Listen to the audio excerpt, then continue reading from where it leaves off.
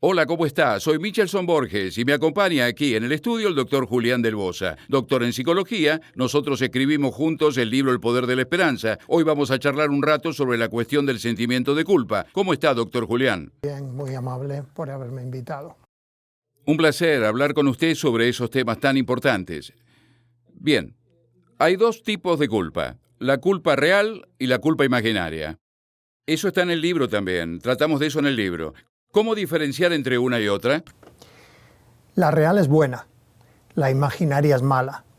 Hay muchos de los trastornos mentales que tienen que ver con sentimientos profundos de culpa que son o bien exagerados o que son totalmente infundados. Por ejemplo, un niño que piensa que él tiene la culpa porque los padres se han divorciado, o un superviviente de un accidente automovilístico donde tiene sensación o sentimiento de culpa porque otros han muerto en el accidente.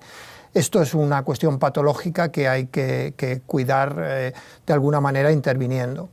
La culpa que viene a raíz de una transgresión, de una ofensa, de un daño que se ha causado a otra persona o a uno mismo, eso sí tiene razón de ser.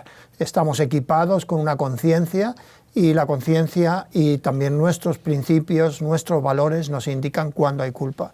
Sea la una o sea la otra, hay que afrontarlo, hay que arreglarlo. Digo que es buena la auténtica culpa porque nos invita a hacer algo que es natural para enfrentarla.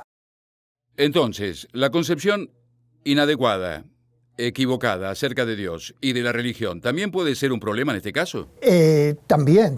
Cuando una persona ignora todo tipo de principios, puede ser también víctima de la culpa, puesto que puede tener su conciencia que lo persiga. Y aún hay personas que son sociópatas o psicópatas que realmente no tienen conciencia. Ese es otro problema completamente distinto. Pero lo que tratamos de enseñar en el libro es a las personas enfrentar la culpa. Ok, entonces, ¿qué puede hacer la persona para enfrentar y librarse del sentimiento de culpa que es tan triste cuando realmente oprime a la gente? Seguimos con la diferenciación de la culpa infundada y la culpa que sí tiene razón de ser. Cuando es una culpa por ofensa, uno tiene que pedir perdón, no tiene que aproximarse a la víctima, tiene que pedir que le perdone. También la persona creyente, y creo que eso debería ser natural, tiene que pedir perdón a Dios, porque el Señor nos pide por su amor que hagamos las cosas bien y cuando ofendemos a alguien hemos de pedir perdón a Dios. La culpa infundada generalmente necesita algún tipo de tratamiento psicológico para que no llegue a provocar un trauma. Generalmente las personas que son susceptibles de culpa son personas que por naturaleza son ansiosas, temerosas, inseguras, y esas personas tienen que aprender a ver el aspecto fuerte de su vida, practicar esas fortalezas y darse cuenta de que no tienen razón de tener culpa por algo que ellos no son responsables.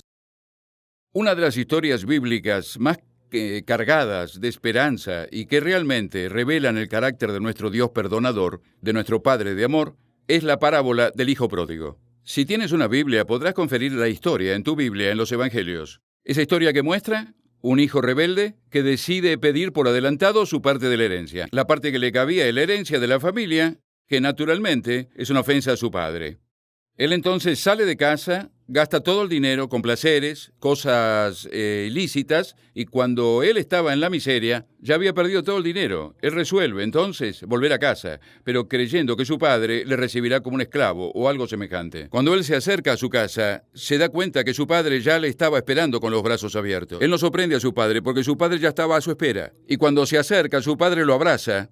El padre coloca una capa sobre el hijo que estaba harapiento, eso simbolizando claramente el hecho de que Dios cubre nuestras imperfecciones, nuestra culpabilidad, nuestra culpa, nuestros pecados, ¿no? Y acepta a ese hijo de vuelta, tal cual él realmente era, un hijo. Esta parábola claramente representa la actitud de Dios hacia el pecador. Si te sientes culpado por algún pecado en el pasado, si te sientes oprimido por algún recuerdo de algo hecho en el pasado, algo que usted hizo errado en el pasado, acuérdate que Dios es el Dios de la parábola, es un Padre de amor. el que puede darte el perdón, darte la paz y aceptarte de vuelta en la condición de su hijo. Algo que nunca vas a dejar de ser aunque tengas cometido pecados. Acepta a ese Dios, vuelve hacia Él y sentirás la liberación de ese peso de culpa que te está oprimiendo.